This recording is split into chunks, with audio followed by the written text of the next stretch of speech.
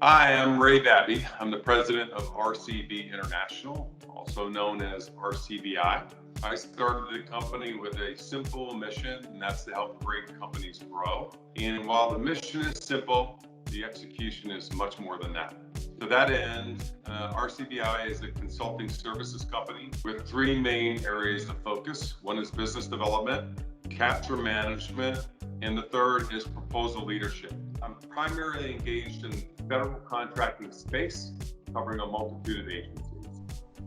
First of all, I've had many great mentors along the way, and I've had the great fortune to work for three large multi-billion dollar international companies and also three very, very small companies. The mentors helped me develop a toolkit that I apply to the work that I do now, which really combines the art and the science of helping companies grow. Where I'm focusing a lot now on the art, as it takes a more important role in how to understand what the business needs are and also to develop trust with our customers. The main reason that I started out on my own is I really want to support a company that works in Europe. The Marine Corps gave me opportunities to work in Japan for 4 years. And I think that would be one of my aspirations is to work with a company that has to work in Europe and allows me to travel there. I love international travel. I love other cultures. I love learning different languages. And the opportunity was perfect for me in that I helped the company that I was at grow very well. And also all my children are out of the house. So I have a little more freedom now to do what I want to do. Since I just started this company a little over 4 months ago, I'm spending a lot of time marketing, responding to inquiries, and developing new relationships. I'm also working from home, as so many people are now, so the work-life balance has been good. I also have more control of the hours I work and when I work them, as well as the type of clients that I want to work with.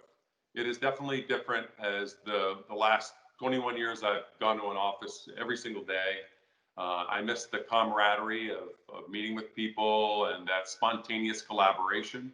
So I'm still getting used to it. In the world of business development, initiating and nurturing relationships are one of the main things that I do. And the restrictions imposed because of COVID have made it particularly challenging. I think the first day of on my job was the day that they announced the national pandemic. So that's I'll always remember that. But I do depend on my ability to get to know people through their expressions and their body language, and it's made it really hard to be able to do that. I've also intended to attend industry days and both government and commercial industry days, where I could meet maybe 5 or 10 people in a day and then develop those relationships and contacts. Can't do any of it. All of it's gone virtual now.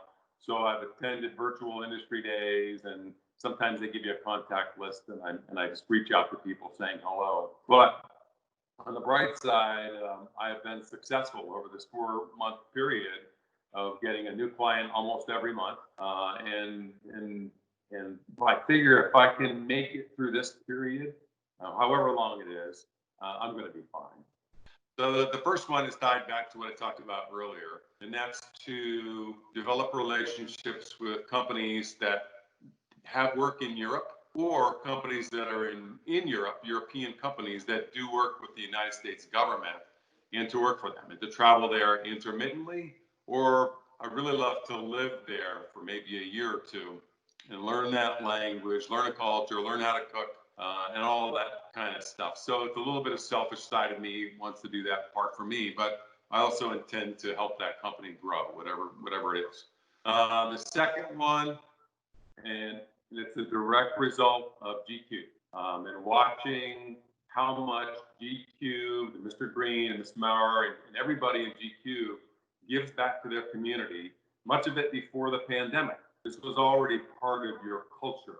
And then I see what Mr. Green is doing as a result of all the other issues that we have, in addition to the pandemic and this, the ongoing racism and discrimination and his courage just to stand up there and say, we're going to do something about it. So with all that, made me realize that I can give back more.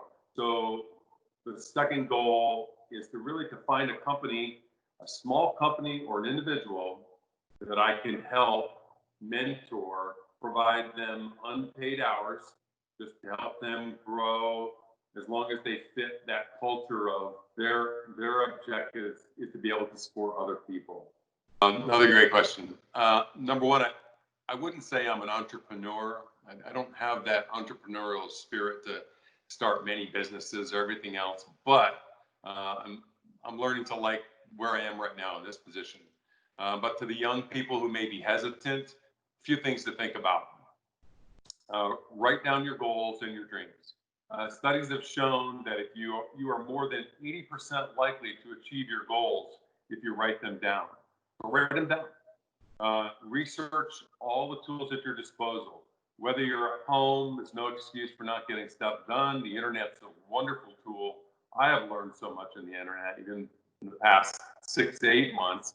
And also look for people that can help you. And there are so many people out there that are willing to help you to answer questions and to help you really define what it is you want to do. And the other one is to just jump in. You know, I've started late in life in doing this, and there's part of me that regrets not trying it earlier, but it just wasn't in the cards for me at that time. So jump in.